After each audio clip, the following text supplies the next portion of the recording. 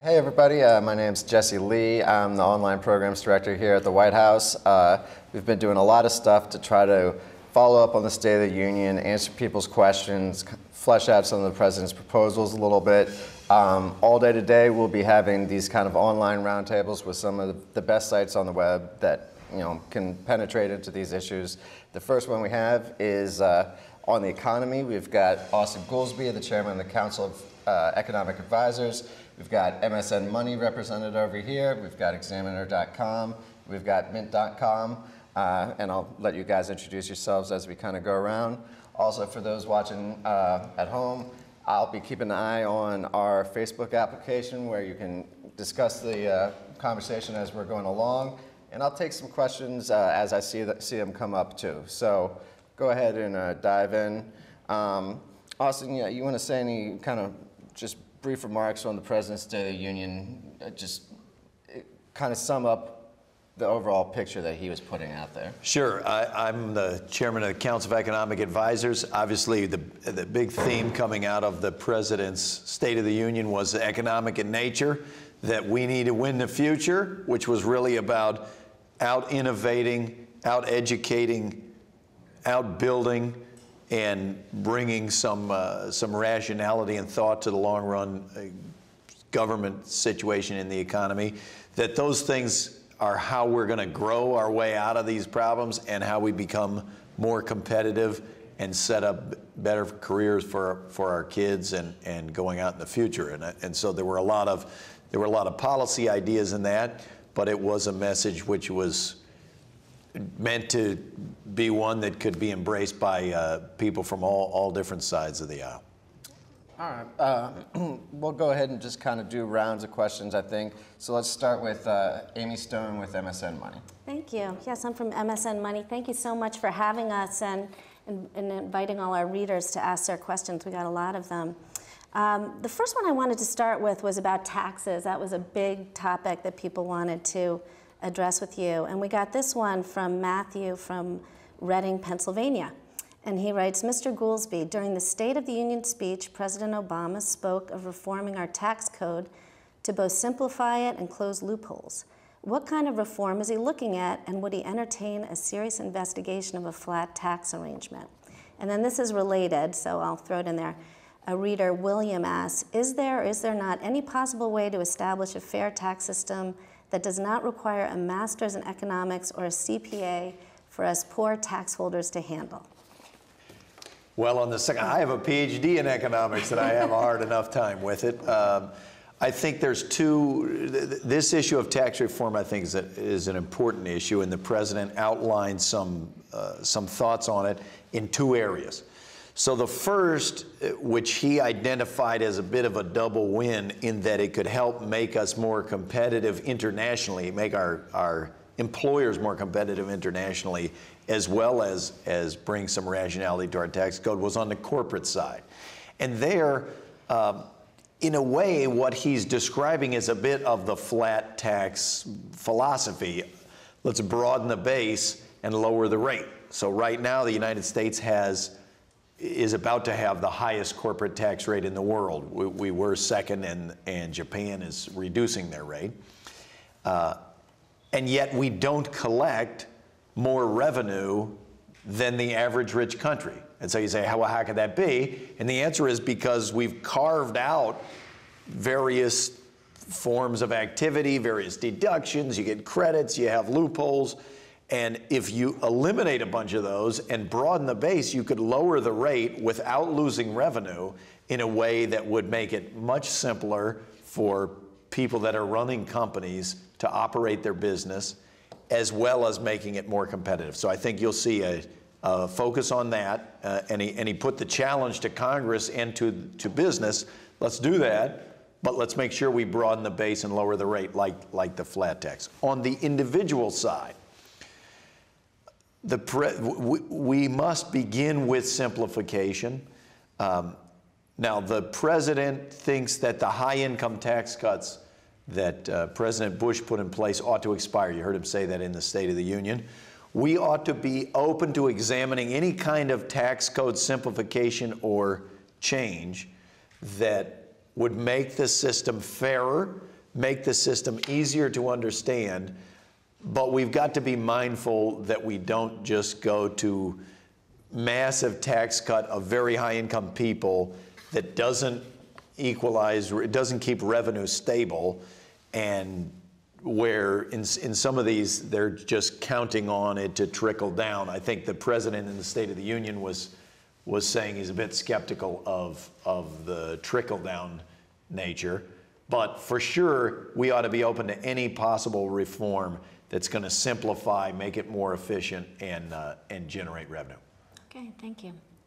All right, and yeah, one of the things I should have mentioned is I think all sites here, we invited them to take questions from their readers, so there's a good representation of what people kind of on the ground are thinking and wondering, and that's one of the things we like to do here. And Jay Keller with Examiner.com, maybe you could talk a little bit about kind of the whole network of sites that you guys have and how that works. Sure, thanks, Jesse. It's great to be here. It's very great to meet Mr. Goolsbee, and it's great to be here with you guys as well. We took the pulse of our readers and solicited questions about the economy, both before the State of the Union and after the State of the Union. And it was interesting, the responses we got. So some of the ones that we surfaced are a little bit different than what we got after the State of the Union. But just to kind of tell everybody a little bit about Examiner.com is that we're the nation's leading media network, powered by like the world's largest community of local influencers or local insiders. These local insiders are examiners. So our writers are called examiners. So they like to examine the topics of the day. And a lot of our local examiners have been writing about the economy and asking questions about unemployment and jobs and things like that. So based on the responses we had, about 75% were concerned about long-term unemployment. So our first question is from Liz Steer in Mapleville, Rhode Island. And I'll just read verbatim and paraphrase where it's applicable. The long-term unemployed are at a disadvantage finding new jobs.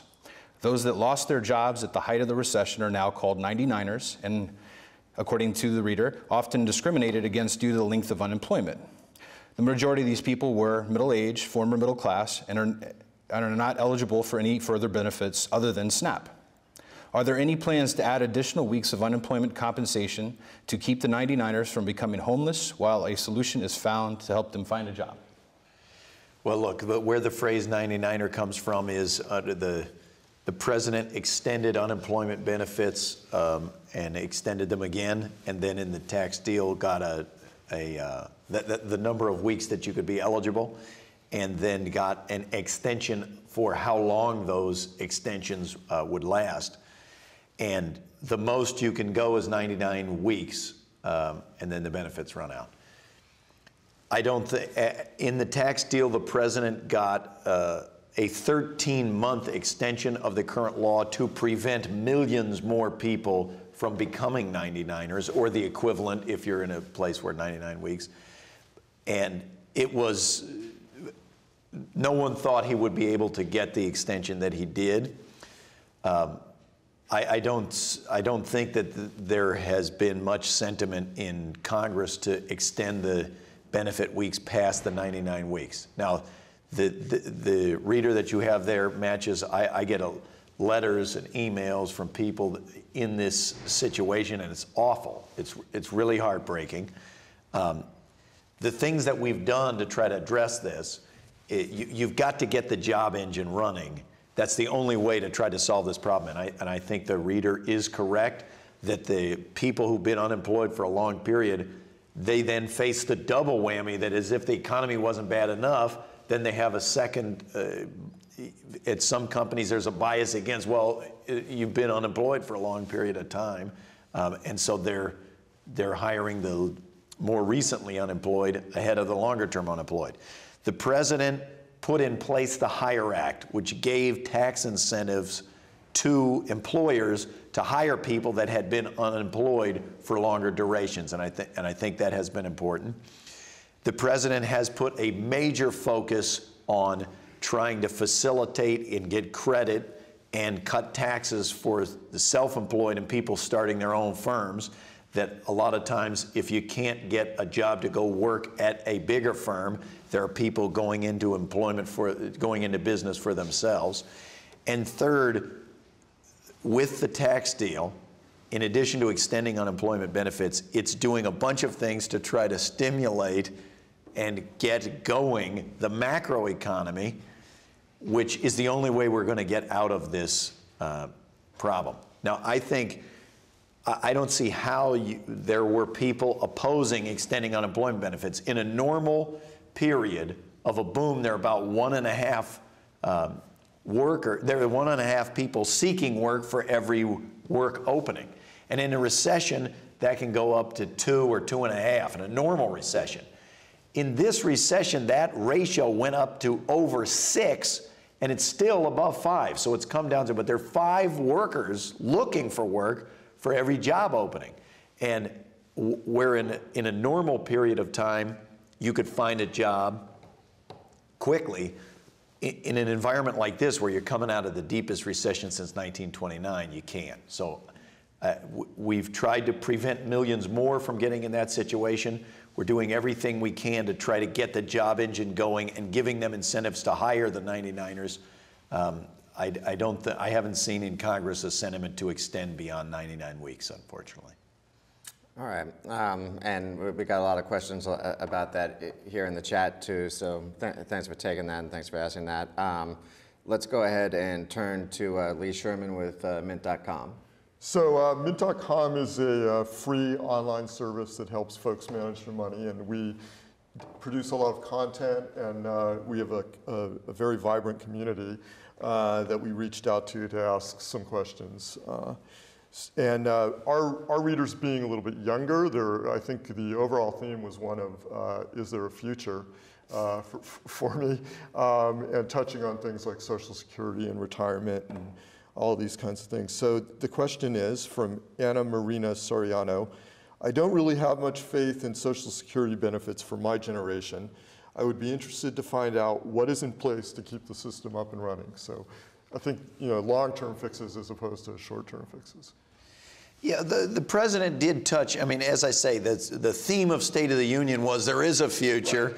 It's not going to be a bleak future. It's a bright future.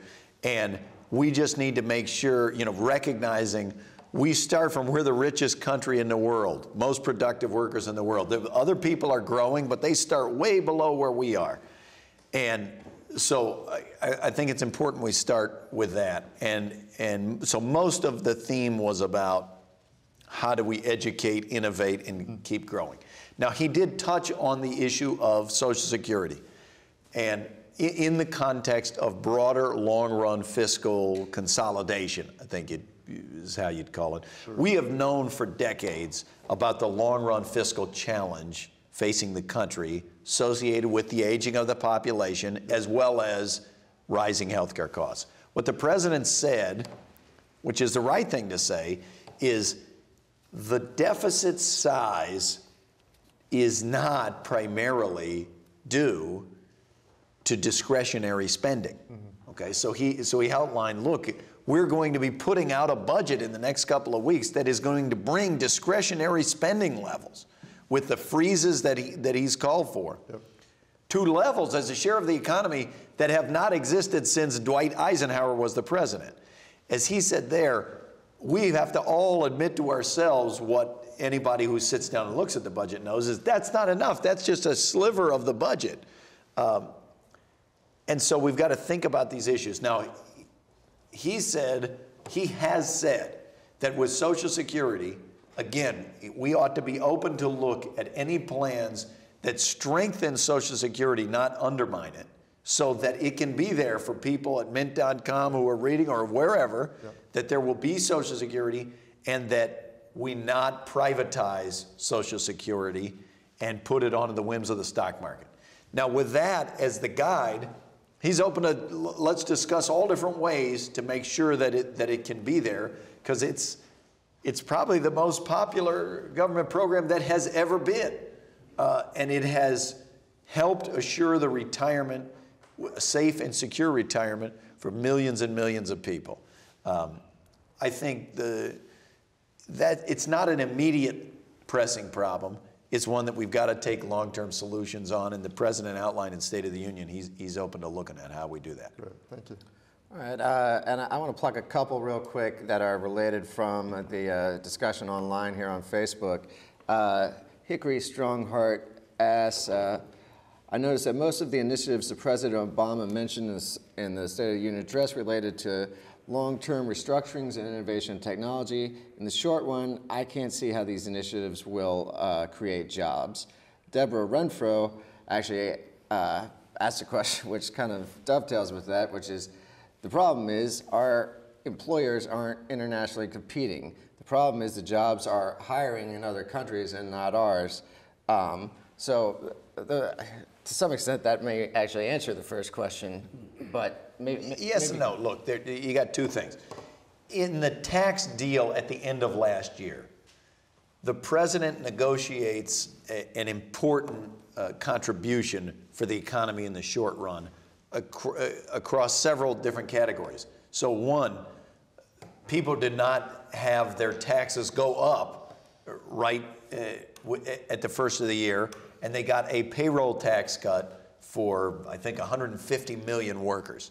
Two, extending the American Opportunity Tax Credit, the Earned Income Tax Credit, the Child Care Credit. These are tax breaks for people up to $10,000 for a four-year college. The Earned Income Tax Credit is a tax cut for low-income working families. Some business incentives to encourage investment as well as innovation on the R&D side. And all of these were meant to be going right into the economy right away. You've already seen from the business investment provisions a number of large companies expanding their investment and hiring in the United States, building out factories and buying equipment, and hiring people saying, because of this tax break, they're going to go ahead and start expanding. And so I think that there are a series of immediate measures. It's true that the main focus of State of the Union was on where do we need to be going out into the future? What do we want to grow into? So we're passing out of the phase which was rescue, where whether you argue about individual policies, which worked or didn't work, our effort was prevent a depression and stop the free fall of the private sector. We succeeded at that.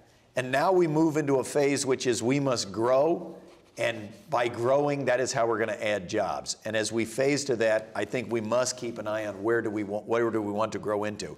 It isn't the case, in the second question, that all the jobs are growing internationally. That's not true. You have seen last year 1.3 million private sector jobs added in the United States. Now that's a good start. We got to do more. That's not near enough. But we're coming into 2011 with a little bit of momentum.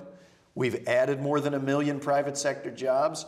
We've seen the private sector forecasters up their forecasted growth rate for 2011 for the overall economy. And I think we want to think, what do we want to grow into? And it is an economy where we're educating, innovating, and building here at home. And I think some of that is immediate and some of that is where we're going long term. All right, let's start back at the beginning with Amy Stone. Okay, hi. So we got a lot of questions from readers concerning the banks. And basically what it turns out is that there's hundreds of people out there who feel like the economy could be doing better if the banks would lend money. Rates are low, they want to get in on a new mortgage and they can't do it. So Lou from Idaho, he wrote, he's unemployed after being a building contractor for 40 years, but has lots of savings and income from his Social Security and IRA and an excellent credit rating. And he writes, we've tried for the past 2 years to refinance our home to help sustain our mortgage payments during this difficult time, only to be told that we did not make enough income to qualify for a lower rate loan. Something's wrong with the current lending policies when people like ourselves who are trying to do the right thing and fulfill our financial obligations can't refinance. So is there anything that the Obama administration can do to help?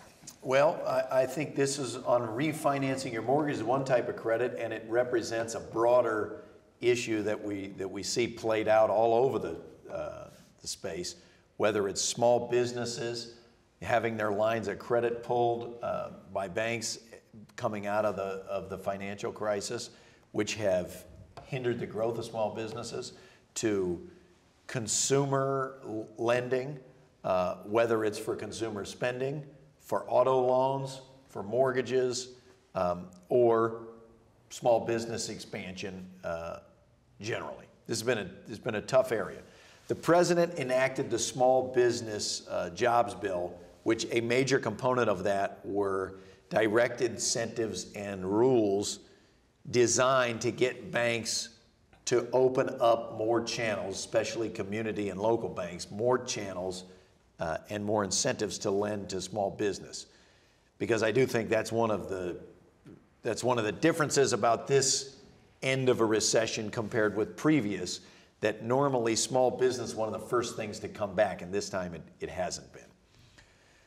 On the mortgage refinancing side, we have tried several different programs to try to facilitate refinancing.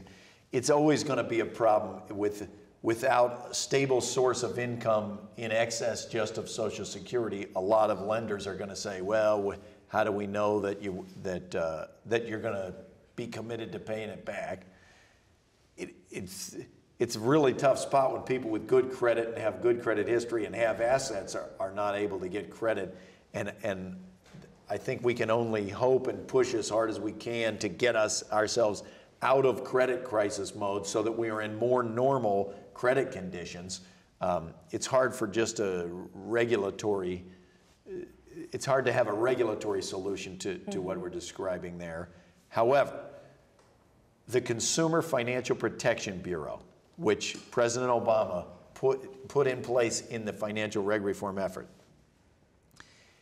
will have and does have jurisdiction to make sure that mortgage lending is done in a way that all consumers can understand and is not being targeted away from some types and toward others, that there wouldn't be bias against somebody just based on what their situation is, and that we never repeat the kind of excesses that we went through in the run-up to the financial crisis, where you had a number of people who could have qualified for good, low-cost mortgages, and for whatever reason, the lenders took advantage and moved them into subprime, higher fee, more deceptive practice mortgages when they could have qualified for something better. The CFPB, as they call it, the Consumer Financial Protection Bureau, is going to be reining in some of the practices that I think this reader might benefit from. Okay. All right, Jay Keller. Interesting. To shift you spoke earlier a little bit about innovation. And the president during the State of the Union spoke of different ways that America can become more innovative. And one of the things that he spoke of was about clean energy and oil versus new types of energy. Energy seems to be a place where the scientists and the educators can really go forward. So to kind of dovetail, just kind of split right down the middle, is Matt Rippin from Pittsburgh, Pennsylvania asks, he spoke of President Obama wanting to withdraw support for the oil industry in favor of the industries that he classifies as clean. And Mr. Rippin would like to know, where does natural gas fit into that equation? Is it still a resource to be developed or discarded? No, in the State of the Union, the president laid out a dual vision. One on the how do we pay for shifting to clean energy. He said, let's end the subsidies to the oil industry that are in the tax code now. But in the clean energy standard that he described, the president even said, look, there are some people who say we ought to put the focus on wind, on solar, on clean coal, on natural gas, on nuclear. And the president said the true answer is we need all of those. We absolutely need clean natural gas to be part of our energy mix, and it's going to be part of our energy mix. So he's not talking about discarding natural gas at all. And there are many circumstances where natural gas is substantially cleaner than the existing technology. So we'll still continue to drill for oil as much as possible as well. That's still part of it too, and refine the. We will still be drilling for oil, and the U.S. is a large producer of oil. The question is, ought we to be subsidizing oil at the expense of some other technologies which could be cleaner, which could open up new industries? I think there the balance suggests we ought to not be tilting the scale as heavily in favor of oil. You know, we could be shifting to some of these other technologies. Right, thanks for the clarification. Yeah. And Lee Sherman? So along the lines of the cure possibly being worse than the disease, reader John Harvey asks, how will the spending freeze not result in a massive jump in unemployment as what it did in 1937? Well, there's two parts to that. Let's not get into a debate about 1937 other than to say in 1937 it wasn't spending freeze that does it. They go actively and massively try to cut, and that pulls the rug out from under fragile recovery. I think at this moment you want to be careful yanking the rug out from under what is a fragile recovery. We've got some momentum. We're going into 2011 with some growth. The reason the deficit is large last year and this year is not from the long-run fiscal challenges facing the country. It's because we just went through the worst recession in virtually all of our lifetimes. And when that happens, the automatic stabilizers, tax revenues go down, spending on unemployment benefits, on a variety of cyclical factors go up. That's the main thing driving the business cycle in the short run. The spending freeze on discretionary non-security that the president outlined is over the next 5 years. It's not designed to go yank the rug out from under the recovery right now. And indeed, the president's tax deal at the end of last year was specifically designed to try to get more activity in the here and now. I think as you look out over the next 5 years, we've got to obviously make tough choices to keep the fiscal situation from deteriorating. Balancing act. And so it's a bit of a balancing act. I think I think your reader is exactly right that we want to be mindful not to do things that drive up the unemployment rate in the immediate term. It's 9.4%. I mean, it's way too high. We got to do everything we can to be getting that down. Sure. Okay, I want to touch on one other thing that's come up in the chat here. Margaret Nagel Moran asked about it. Jackie Saunders Tortora, I think, asked the reduction of the payroll tax, which you've spoken to a couple times here, was very harmful to Social Security. We are deadly concerned that you're not strong on this issue. The non-response on this discussion from your officials is very telling. So let's make it not so telling. Hey, I'm proud of your eyes here because that is maybe the smallest font I've ever seen. The payroll tax cut, it's not true. It does not have any impact on the Social Security Trust Fund at all. They replace the revenue that goes in the Social Security Trust Fund from general revenue, and it has not deteriorated that situation. That is a separate issue as well from Social Security reform, which Lee had asked about before. Sure. But in this thing, I don't think factually that that's correct. It did not undermine the Social Security Trust Fund. But it's important. Look, we should be mindful to preserve the Social Security system, so I'm glad we're examining that. All right, let's do another round. Okay, good. I'm glad I get this one in because on MSN Money, we have a feature where readers can vote, kind of vote up, give a thumbs up for questions. And this was the question that got the most thumbs up of any that we got. So it comes from James, and like many people, he's very interested in what's happening with the bailout money. I think a lot of our readers feel like they personally bailed out the banks and the auto industry, and they really should benefit from their generosity. So he writes, while appalled at the enormity of the bailouts for the banking and auto industries during the recession, my understanding is that most of that money is being repaid. Have those repayments gone to reduce the deficit, and to what extent have they improved the Treasury's balance sheet? Look, this is a great question. When the bailouts, and I know people are upset about the TARP and the bailouts. And if you go back and look at the record, few of your readers will have had more colorful language about the bailouts Right. than I had. Sure. Those began in 2008, obviously. The TARP was passed in 2008.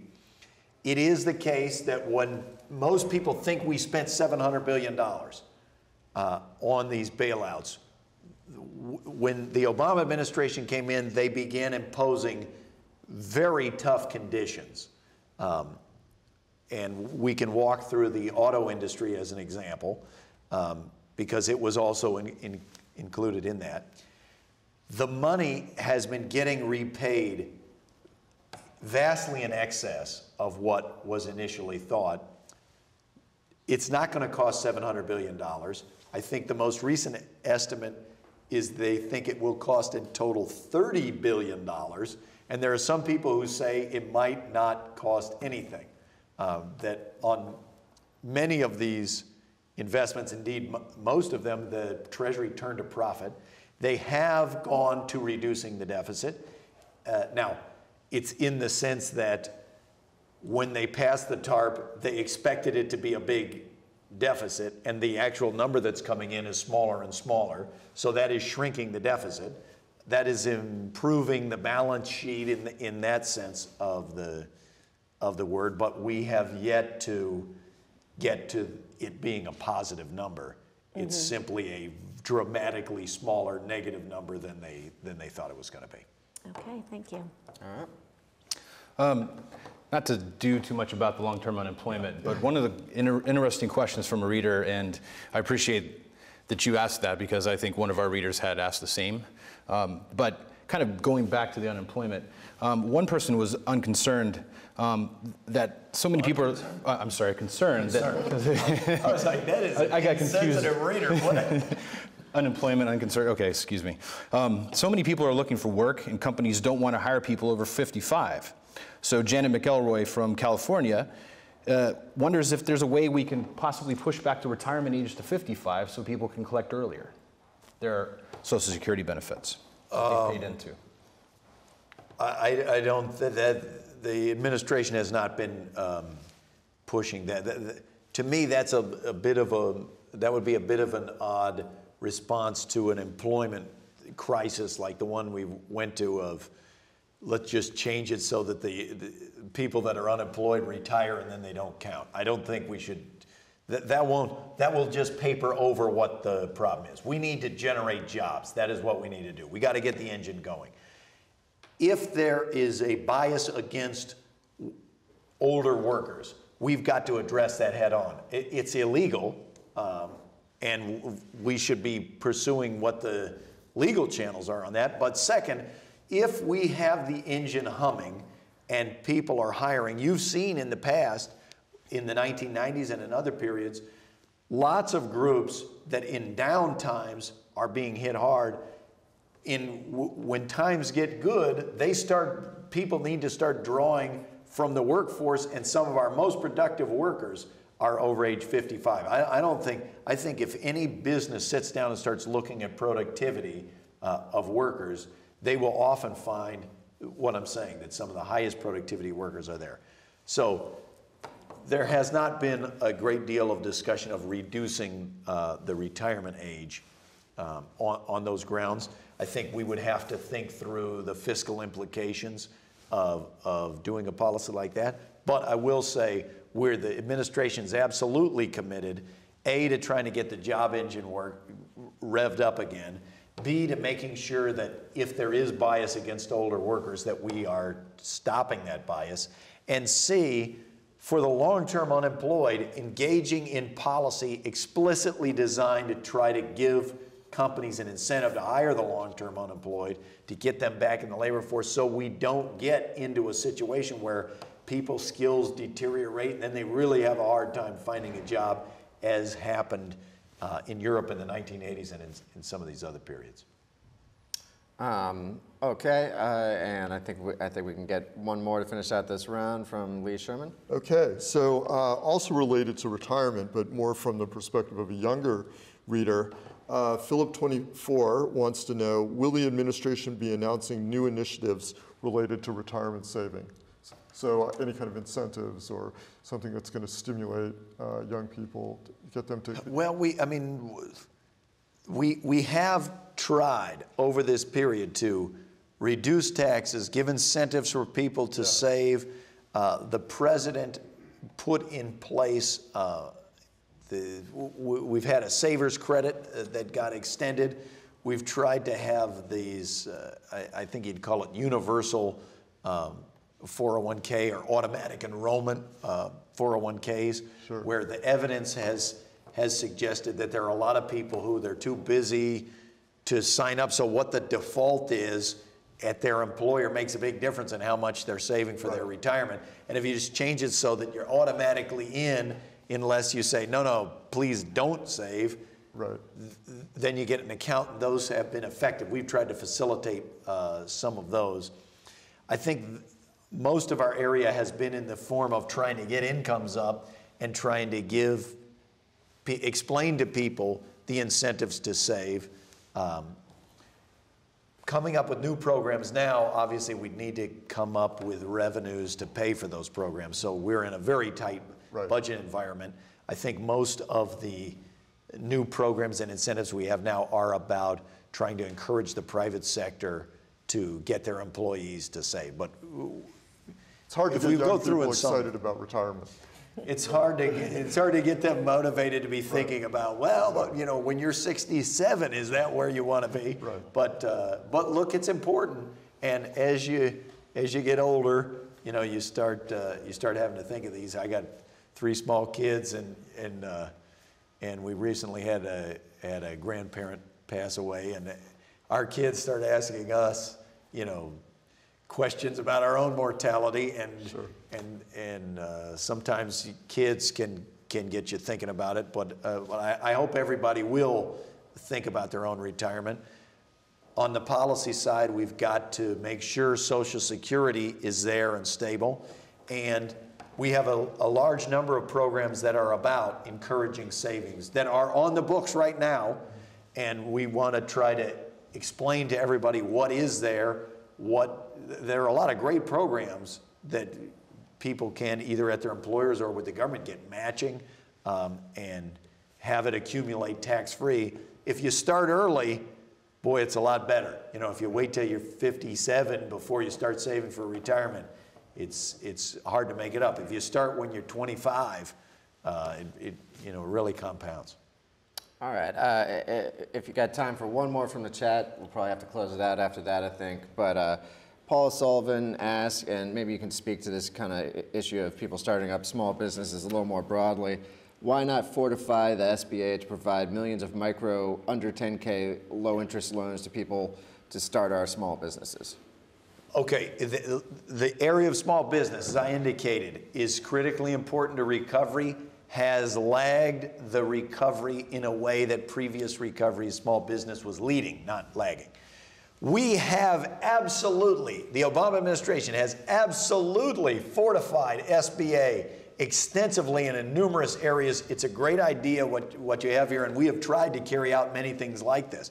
So as part of the Recovery Act, we expanded who was eligible for SBA loans. We expanded the amount of the guarantees on SBA loans to try to get more banks engaged in trying to make these loans. And we have had dramatic expansion of SBA lending. We've also had direct capital access programs for people starting up their own ventures. The president has cut taxes 17 different ways for small business people. The 17th was in the tax deal. And one of those was cutting the capital gains rate to 0 for anybody who starts their own business or invests in a small business. So I think it's a great final question to ask, why don't we use SBA or others to expand small business? The answer is we should, we have, and we will, because that's going to be an important engine of recovery. All right. Well, for those watching at home, I encourage you to go to whitehouse.gov/SOTU, S-O-T-U. You'll be able to find the president's speech there if you missed it. And you'll also find a list of all the other roundtables we had today: foreign policy, healthcare, education. And I want to thank MSN Money, Examiner.com, Mint.com so much for coming. And of course, Austin, always a pleasure.